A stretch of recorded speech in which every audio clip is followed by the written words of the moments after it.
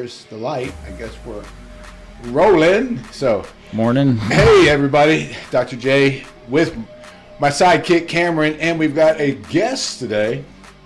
Was this like a number 3 or 4? So, another one that didn't get away, Cam? Yes, third. David Johnson. David yes, is... sir! Yeah! Yes, sir! Celebration there. Easy, Chris. That's cameraman, by the way.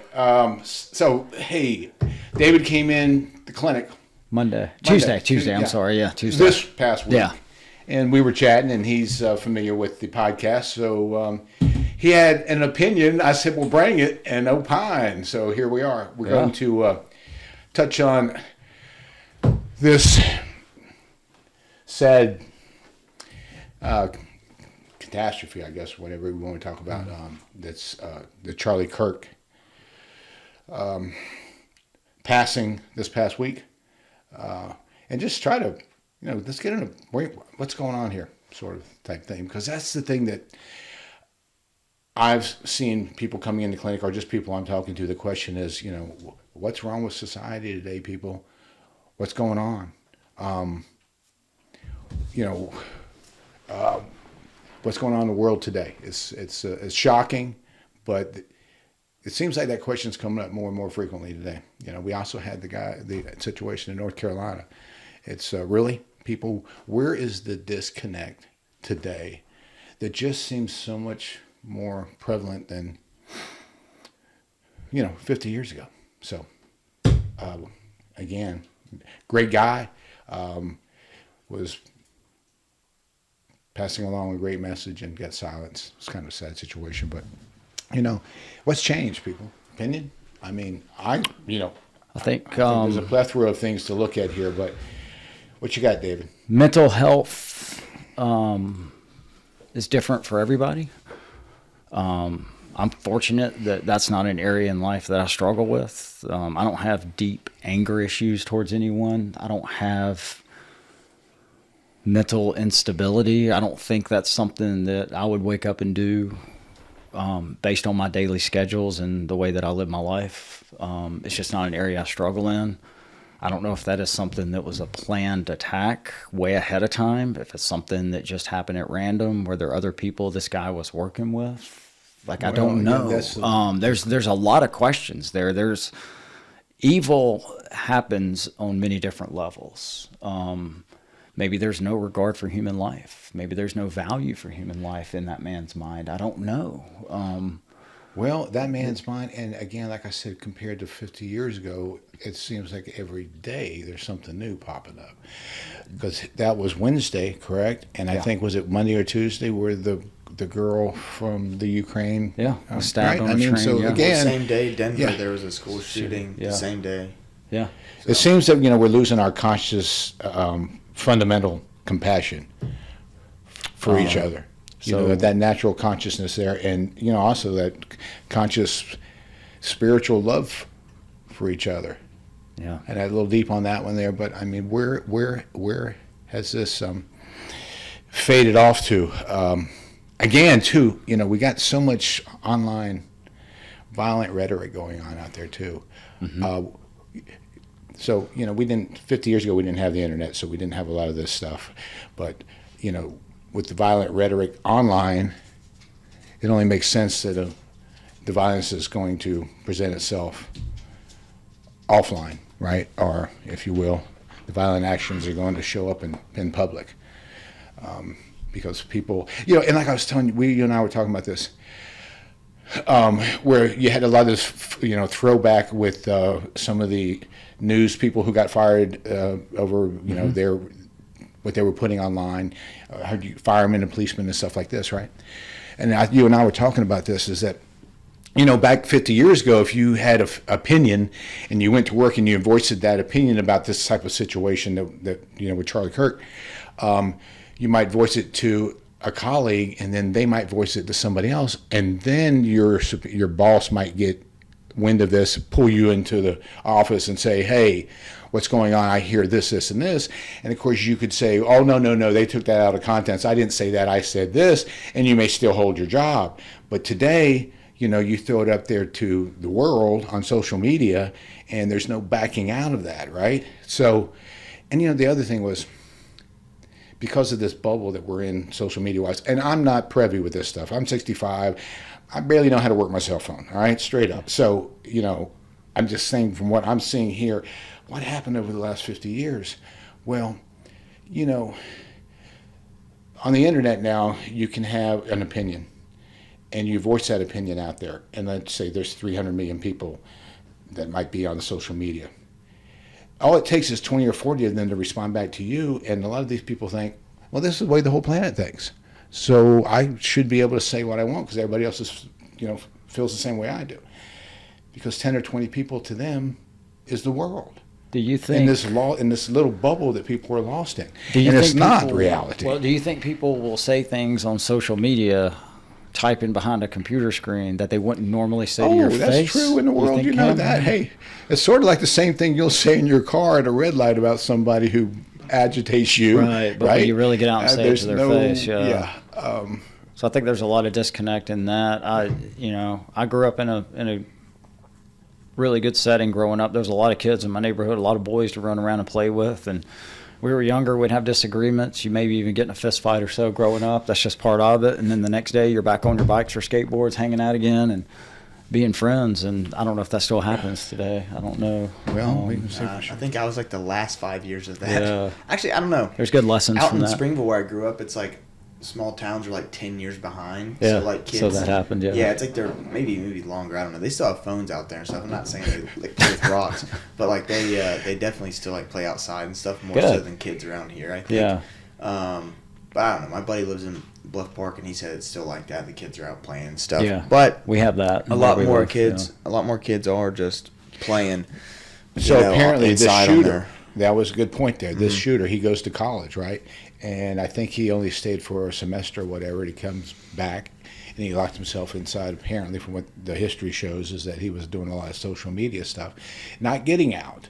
And a lot of the, I think, a lot of the history that we're finding, and you know, it's sort of like I don't want to put this particularly on a particular entity, if you will. But again, let's go back. What's going on in the last 50 years? So, and this was another one of those public mass shootings in an atmosphere that typically should have been a joyful, peaceful situation, right? But the question still has to be asked, because in my clinic, this is what I see, and the connection there has to be with, why are we losing that emotional connection with people? And I think that we have to look into such a massive increase in the antidepressants that are being prescribed today. Now, again, there are a host of other issues, I'm sure, but we correlate this. This is sort of falls in the same type of situation we see with the mass shootings that are occurring today in the schools. And this is not, we can go back to 1990. I started seeing a lot of this literature coming out from, there was a doctor by the name of Julian Whitaker who was out of California, and he had a newsletter, and he presented this newsletter. Let's go back to what probably the initial onset was, the Columbine shooting. Then after the Columbine shooting, we had the shooting at VT, Virginia Tech. And then you had the Sandy Hook, or whatever that was, right? Yeah. Okay, that shooting. And then one of my patients was telling me about this when we were discussing this just yesterday in the clinic. I forgot about this, but there was also that shooting at the Batman movie that occurred out in Denver. Years ago, right about the same time, the Columbine, right? The connection here was that, and this was being presented by Julian Whitaker then, you know, where they had the access to the files, pharmaceutical files. What did these people have in common? They were all on these serotonin reuptake inhibitors. This is what isn't presented to the public. And it's not going to be, because most of your liberal media is funded by the very companies that make these medications. But there is a connection, and you have to connect the dot here. I'm not saying this is the sole cause of this, but when we look at this in Cameron, we were talking about this the other day, and David, since COVID, I think there was a 700% increase in the amount of prescriptions written for these particular drugs. And Cam, I was asking you, have they gone down since? So, and I had a patient of mine, for example, about 20 years ago, she went through, maybe less than that, she went through a very stressful time within her life. And she goes to the doctor, and the doctor put her on Zoloft. After 2 weeks, she said, Joey, she goes, I went to the doctor, I said, look, you got to pull me off of this. She says, I'd rather feel something than absolutely nothing. So some of these drugs just completely, they might help with that one side of that clinical issue that we're dealing with. But like every other drug, you're going to have a side effect, or as I like to say, an effect. And when we look at the effects that appear to be occurring from the use of these medications, and it can't be coincidental that you have such a high number of these people being on a particular form of medication that are making the news and the headlines today. Joe Public needs to know. I mean, we need to know, because what percentage out there is it of the American population compared to other? Can I share an example Sure. in there? Yeah. So I've got a good friend of mine that we used to run together a lot, and he struggled with his weight, and he struggled with depression very badly. It's chemical. It's in his brain. So he started running, started losing weight, got a new diet, started getting healthy, and he's like, I'm running a marathon. So he started training for a marathon. Well, he found a running group with a lot of people. So now he had social interaction in person, not on his phone, not on a computer. Then he discovered what we all know is the runner's high. The endorphins kick in. You start feeling good. Now all of a sudden you've got something a lot bigger than yourself than you're working towards. You have an additional purpose, an additional goal, something that's a challenge, but something that you're having to work towards. So it could take 6 or 8 months to really train for a marathon. Yeah. So now all of a sudden I watch my friend, he's feeling good, he's losing weight, he's got a new diet, but better than that, he has a new purpose. He has a new purpose and somewhere to be with other people that are waiting on him, who are asking him, hey man, how's it going? With a big diverse group of people in packs running together. I agree with that. Now, absolutely, could we call that medicine? Well, that is. And again, if we go back to where we were looking again, we say this again, if you go back 40 or 50 years, there was a lot more of that within our social interaction than there is today. So, but we can't necessarily go back in time. We're moving forward. So here, if you can find something like that, that's the very thing, the alternative. But we also need our physicians to step up and say, hey, other than look, we got just a pill for that. All right, you're going through this, because if you watch these antidepressant commercials on television, they're also prescribing another antidepressant for that antidepressant that's not getting it done. Well, now you're on to 2 or 3, right? But you're talking about here, it's a lifestyle thing, right? It is a lifestyle endorphin release, you have to find that. And you know what? There's so many other alternatives that people look for that, even in the herb families that I use a lot in my practice. Ashwagandha, just for one. I mean, we talked about the parasympathetic nervous system, that ability to calm with the magnesium and the other minerals. We're deficient in these in our lifestyles today because we're not eating the green leafies. So yes, the correlation there goes together. And then just finding a group of people that you enjoy doing something with, instead of the isolation that is occurring. And again, this is what we're starting to see, right? More and more, I guess, with every new generation that's coming along. Isolation is dangerous. Isolation is extremely dangerous. The single dangerous. Worst thing. And we all saw it. And we saw that in COVID. So during COVID, and I was showing Cam pictures, I have an outdoor CrossFit gym at my house that was already built pre-COVID. So I became real popular during COVID because all the gyms were closed down. And so we would set up and work out outside. It was in the spring, 2020, so we're getting sunlight outside. We're moving our bodies. We're laughing. In my group that I work out and play pickleball with and stuff, you would think our full-time job is making fun of each other. That's just what we do. There's a lot of camaraderie. There's a lot of fun, and we love to laugh. Laughter is medicine, but the point is you got to move. You got to work out. You've got to physically take care of yourself, and you have to have a good diet. You got to get good sleep. You've got to reduce your stress. There's so much that goes into, I think in your first book you talked about being fit, physically, fitness-wise in the gym, but you're still unhealthy. You got too much stress. You're not sleeping right. You're not sleeping well. And but anyway, so that's you gotta. It's not always a medication, and that shouldn't be the first go-to. A friend of mine, Jason, I told you about him recently. Back in 2022, he got up to 245 pounds. He went to the doctor. He got diagnosed with type 2 diabetes. Yeah. He sent him home with, I'm not sure the medicine. A plethora. Metformin was the gist. Yeah. So that was the drug. That was for the blood sugar. So he went home. So Jason is a great friend of mine, and he's like the rest of us. He got married, had a family, kids get in activities. He got busy with life. Him and his wife are both working. So he worked out in his 20s. He knows what to do. He just got busy like the rest of us. So that was a wake-up call for him. And I just talked to him yesterday. He's down. He weighs 195 pounds. He takes no medications at all, and he's consistent on what he does. And my point in that is it's consistency. He's going from 245 to 195. He's trying to get down to 180, and he found self-discipline with the consistency. He changed his habits. Exactly, right? And it's stuck. So, and it's habits. They're all habits. They're either good habits or bad habits. Yeah. You have to sit down and decide, is this habit good for me? And if it's not, change it, right? Yeah. Find one that is, and this is what he did. But he kind of hit that wall finally. He goes there and he says, wait a minute, now I'm diagnosed with a disease. Yeah. And now it wakes him up, right? Some of them they go, okay, thanks, doc, give me my metformin and I'll be out of here on my way. And then the other blood pressure drug associated with the weight gain. And then we probably have the other elevated markers that are nonsense like cholesterol. But next thing you know, he walks out of there, and like I write in that first book, Light Your Fire as well, the average 40-year-olds on 4 meds today. Yeah. And the average 60-year-olds on 6, and this is just exactly why.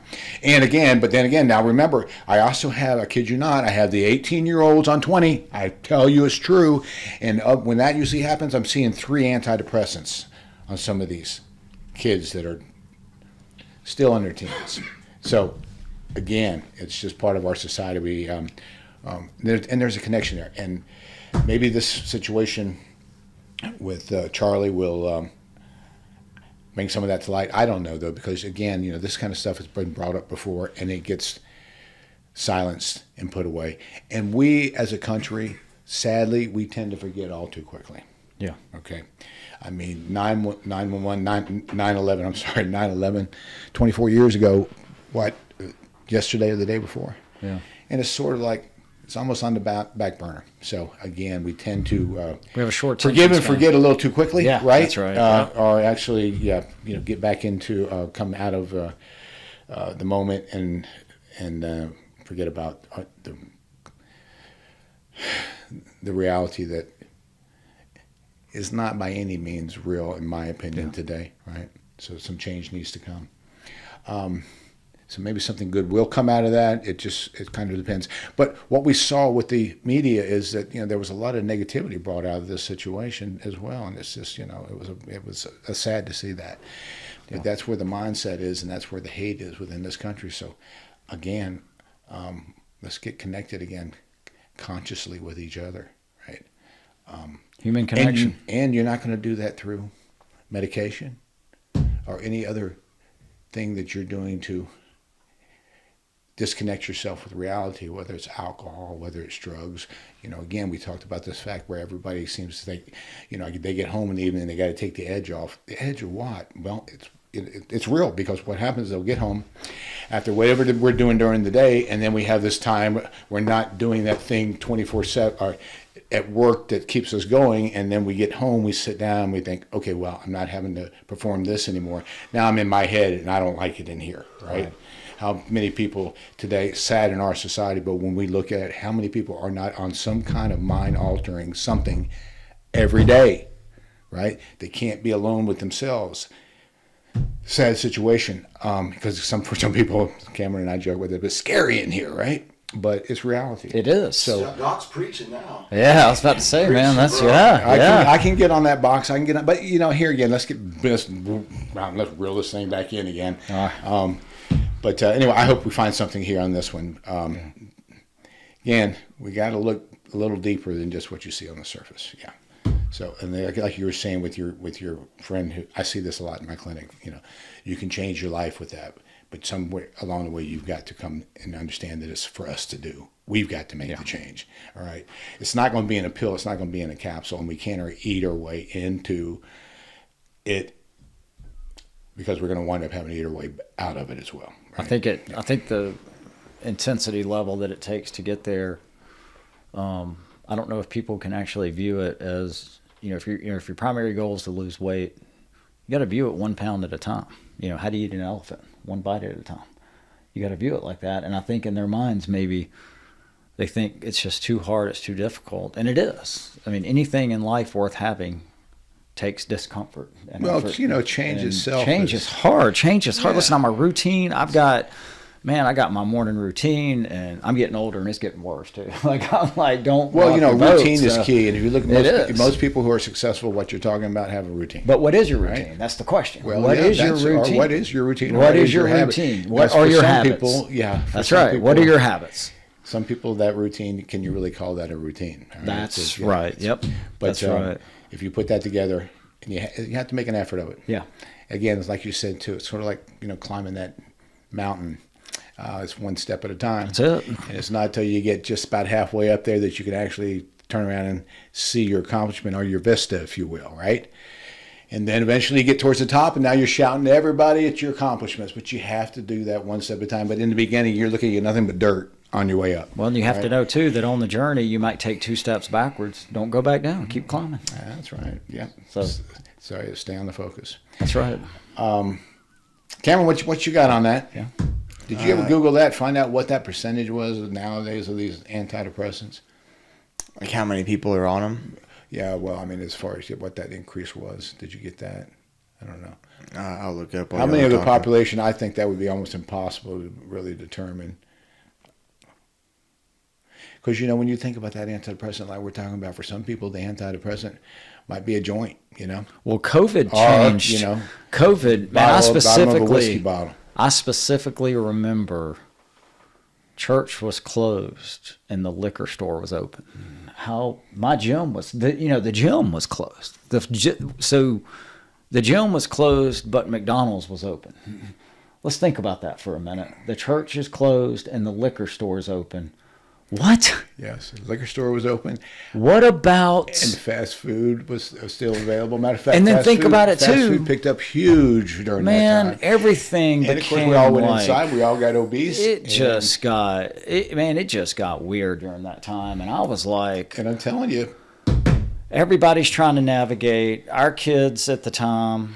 I think our daughter was in she was in 3rd grade at the time. Our son had just turned 3, so we're going through the potty training season of life, and he can't understand why, the other kids in the neighborhood are trying to stay away. And I'm like, what? What are we doing? Yeah. I'm like, this is, and I'm in my own house thinking like, what the heck is freaking going on? My dad had just passed away in 2018. My mom's living by herself in Florida, so I'm calling her every single day. And my parents were the definition of health and fitness. So my mom had a gym class that she would go to every day.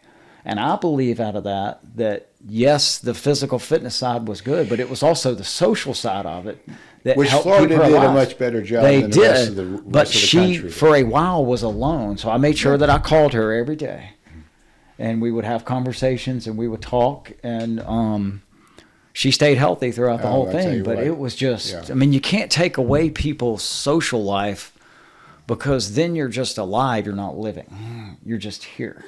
That's one thing that's proven that we have to have that interaction. We have to have community. I was just telling you last night about, so on Friday nights after work, this whole group I have just kind of organically happened. So where I live, we have a group of dads over there that started playing pickleball.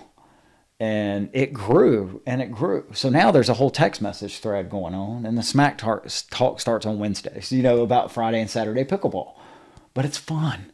the kids can go down there and play with us. You know, the wives are welcome to come down and play or whatever. But it's a family outing. It's an outing that we go to and we have fun and we're being active and we're laughing and we're enjoying ourselves. Sounds like that's great. Sounds like the 1970s again. So yeah, go, let's go outside and play. But we can't. Yeah, exactly. That's beautiful to have that. Bring that back out again. Yeah, absolutely. And get more of that going on. Well, that was a major shutdown for us, and it's taken us this long to really get back out again, David. It really has. And matter of fact, we're not back out of it. If you that sounds like an invite. Do you have What's a that?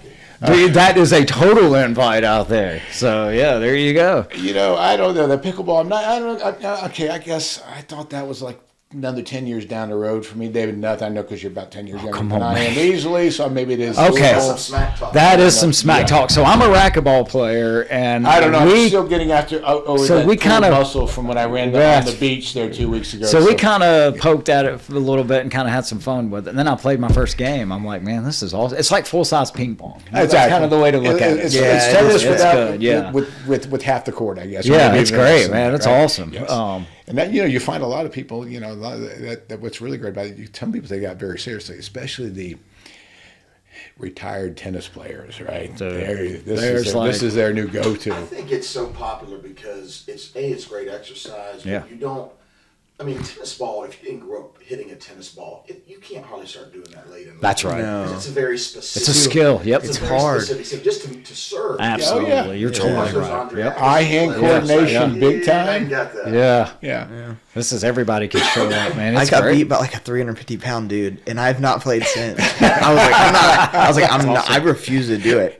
I was pretty upset about that. Yeah. I was like, let's do a 40-yard dash. That's But I understand you can put English on that stuff too, right? You can. You absolutely And he's can. freaking insanely good. He just goes, and it's like, he just smoked me. Watching you run back and forth. Wait a minute, man. There's no That's fitness awesome. involved. That's great. He was like the best player I had ever seen. I mean, he was so But good. the cool thing about it is you don't have to be like this incredibly high-end talent. That's to right. get movement. That's right. And the No. movement is Yeah, what it's pretty all about. good. Hey, Yeah, you're that's right. right. And if it's this side, it's it's this side of. I mean, it's a thing, man. There's public parks putting in courts all over the place, and where we go to Dawson Church has a rec center, and we use the basketball court, and so we call it a reserve court, and you roll the net out, set it up, lock it down, and we play for. Hey, an hour or nowadays, so. a matter of fact, there was one in Birmingham. They had one of these. They're starting to come up with, like Florida does, these senior. Like 55 plus communities. The 55 plus. Yeah. They have And, pickleball. yeah, They're all they have over 4 it, or man. 5 of them there. They're all over it, man. It's now, great. personally, Yeah. I hear there was some complaint of that pump, back and forth. So your windows have to be double pane glass, and the facilities they were talking about, they were bragging on that. So I guess when people are playing pickleball and you're not, you don't have to listen to the back and forth. But hey, and it's anything this side of shuffleboard gets it done. But like you say, get out in the community. You Get got people again. Get in touch, people. Get with a Hopefully- group of people, and I remember. But this is what Charlie Kirk was trying to do. He was trying to get Out and bring people it out. together. You gotta. There's only. Yeah, that was his big thing. Was like have a conversation, and that was like why he did what he did at campuses. Like people would line up to ask questions. He was like, I think he said something like, the moment you stop talking about stuff, that's when it gets dangerous. He even brought up marriages for an example. He said, stop talking in your marriage and it's over. Oh, yeah. You have to communicate. You have to talk. We're all different at some level. We all have different opinions. We have different views, but you got to have those healthy conversations with people, It's sad that some people feel the opposite, though. Somebody felt the need to shut this young man down. Yeah. That's what's scary. Yeah. That is what we have to look into and find out exactly what's underneath that darkness. Who trained I him? think about that guy if he had been in community. You know what I'm saying? Yeah, absolutely. We don't Yeah. know what the influence of community would have been on him. Yes. Well, but what they did point was that the shooter had gone into self-isolation since the few months before when he went into college, I guess, at university, and then backed out. That was what was interesting about the Columbine guys, because I read I think the first half of that book for school, and they were like real social guys in high school. They weren't like outcasts. Like they were, and that's why everybody was so surprised they did it, because they were like normal guys. Like as they were walking down the hall with a gun, a guy was seemed like, "What?" somewhat normal, exactly, right? Yeah. And then so the correlation. That's why they were weird. It's like it didn't make sense. Like they weren't the weird. That's why we have to look whatever. at the connection with that in these serotonin reuptake inhibitors, where Yeah. you know their reality, if you will, or that what is that? That anterior supraorbital cortex, that thing that that last developed part of the brain that tells you the downline consequences of your actions, right? Of course, at their age, these kids don't have that yet. It's usually in the mid-20s before that's developed.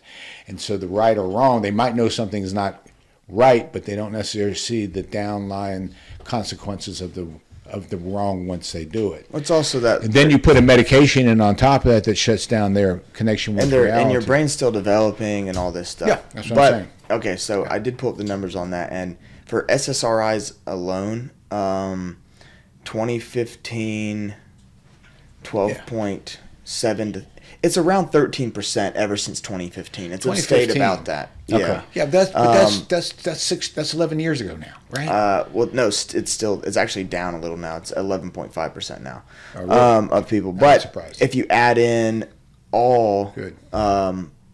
mental health medications, not just SSRIs, Yeah. it's 16 to 18%. So So- right around 20%. Yeah. One fifth of the population. But also, you don't really know how accurate that is. That's according to the CDC. I don't know. I mean, we just this did is one on the ChatGPT CDC the other day. so it's reading all that's of it. right. but- Well, okay. Well, we'll take that with a grain of salt. So mental health, it's all, I mean, I think we've all experienced some type of depression in our life, or some type of needing a sense to belong, or Well, needing if somewhere. you're alive, We've yes. all experienced rejection. We've all experienced these things in life. And we're all looking, I think people are needing a purpose. And it wasn't really until I got saved and gave my life to Jesus that I really knew because now I know who I am in Christ, but I don't know who I am in this world. And I don't want to know who I am in the world. I only want to know who I am in Him. Mm-hmm. Because the world and culture has a whole lot of things to tell me the way that I should be. And I don't need that type of influence, because I have a Savior for that. And I'm fortunate that I have really good friends that are Christian men that I could call at any time when anything's going on in my life, and they will talk me off the ledge, or they'll talk me off crazy. They'll say, "Dave, that's crazy. No, you're not going to, no. And they have that authority over me, and they have that right, and they have that, because I need that, because we're all 1 second away from stupid, if you think about it. I mean, we're all like, I don't trust me very much. And so for me, though, my kind of point in going to this is one of the most dangerous places for me, David Johnson, that I can be. One of the most dangerous places for me is when I'm alone and I don't have anything to do. Yeah. And might rob a bank. free time without purpose. And now there's rest. We all need rest. So our family's very active. We have 2 kids. My wife's active. I'm active. Our kids are active. My daughter's in travel softball. Our son's in karate. So we're always going. So I'm not talking about rest and downtime. That's important. I'm talking about isolation and boredom is the enemy for me. Yeah, and I think that's true for a lot of people. Is that Well, and that's how you get in trouble. And that's how evil can come in, man. Fortunately, I can spend time alone. Okay. Fortunately, I can. I'm okay going inside this head. But yeah, like you said, a lot of people have this issue. And this is where I see a lot of my friends used to have to hit the bar in the afternoon again, because they could not be alone, sit alone at home with themselves. So hit the barbell. Right? Hit the barbell. Don't hit the bar. For some people, that was the barbell. They hit the barbell and then they get home. So finding that ability to be alone with yourself is a positive advantage, I think, because we're going to be there from time to time. And, I talk about this, the conscious awareness. I mentioned this quite a bit, right? I mean, consciously, we want to help other people, and we feel better when we do, because we are connected with each other, whether we want to accept this fact or not. So when you do something good for somebody, it does make you feel good inside. So when people are doing something bad against their fellow brothers, because if we're connected that way consciously, then if I'm hurting you, I'm really hurting me, if I can come to grasp with that. So when we do something destructive to another person, we're really doing destructive not only to ourselves, but to society in general. Yeah. We've lost this connection Yep. with the subconscious, if you will. that is there. Okay, so to be able to spend time alone and go with inside yourself is something that I think people could stand to work at. I talked about that just a few minutes ago. That's where some people come in and go, I've got to have a couple of drinks to take the edge off. You're edgy when you're by yourself. Mm-hmm. Now if you can go out and find something to do, great. But at some time you're going to have to quiet down, right? Yeah. You're going to have to go with inside. Well, and I do like. And if you don't go, you gotta, in, yeah. if you don't so go you've in, got you're going to go without. So you've got to get still. You got to get quiet. You've got to get to a place where there's no noise or anything at all, where you can really just kind of stop and think and pray and have time to reflect on what's going on in your life at that point. For me, I'm so blessed and so fortunate. Like I cannot begin to describe how blessed I am with joy and happiness and hope and the things I think that people long for in life that they don't have. I've had other people tell me, you have what so many are looking for. And it goes beyond just being happy in a moment, because happy is an emotion that can leave. I'm truly content. And I don't think people have that. Do they? Or am I? There's Not some, really. Yeah. That's a Not strong really. word, content. I don't think many do. And that's, yeah. Well, I use another word Okay. personally, which is peace of mind. Yeah. Right. Peace of mind. Yeah. And money can't buy you that. No, Status absolutely can't not. buy you No, that. no, So, no. and again, are we all sort of searching for, this is my personal opinion, that's what I'm hoping to achieve out there, because, we talk about the time alone inside the head.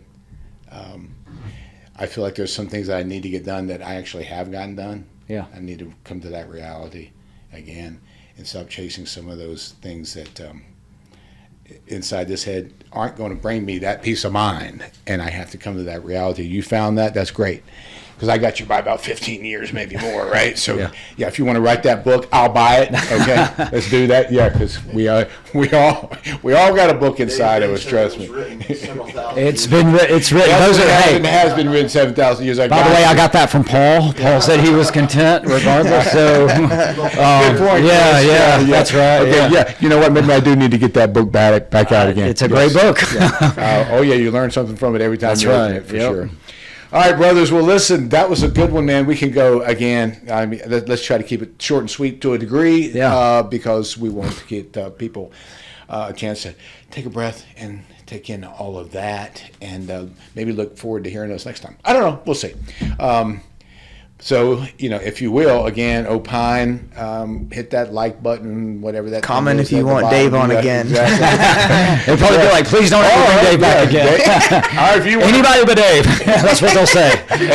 That's right. and here's an invite, if you will, to you as well. So if you don't want to see Dave again, then you better get this chair taken up and place somewhere, because we enjoyed that, man. I appreciate you so much for that. There was some good stuff Definitely, too. man. I appreciate you having me on, Dr. J. Listen, I love you. You're an awesome influence over my life with health and fitness in so many areas. You don't even know it. I talk about you all the time. Well, you are my primary doctor. Thank you for that. So and Cam, it's so encouraging to see someone at you disciplined and structured and living your life the way that you're living for your generation. Some of when my you talk friends are about gonna- with fitness. Some of my friends are going to listen to this and be like, what? But it is so encouraging to see the next generation coming along, because we do have 3 different generations here. We have, and it's so encouraging though to see that. When I was your age, you're what, 26? Yeah. Okay, I ran my first marathon when I was 27, and I had come off some really bad habits, and I was a smoker and overweight and all that stuff. We'll touch on that later on, but I'm so encouraged when I see young people so focused on physical fitness and health and the way they want to live. It's just extremely impressive. So good for you, man. It's awesome. Appreciate it. So. And I maintain that, because he's got the discipline for it. But he's also ahead of his years, as I like to put it, because he's my mentor. So, but listen, great on that. And we'll do this again. Yeah, right? awesome. Very good. And so, until next time, people, remember to stay consciously aware of your awareness of consciousness. Consciousness. Oh, let's just say it this way, okay? Don't forget to have yourself a great day. You're not missing one. Thank you. Until next time. Ciao.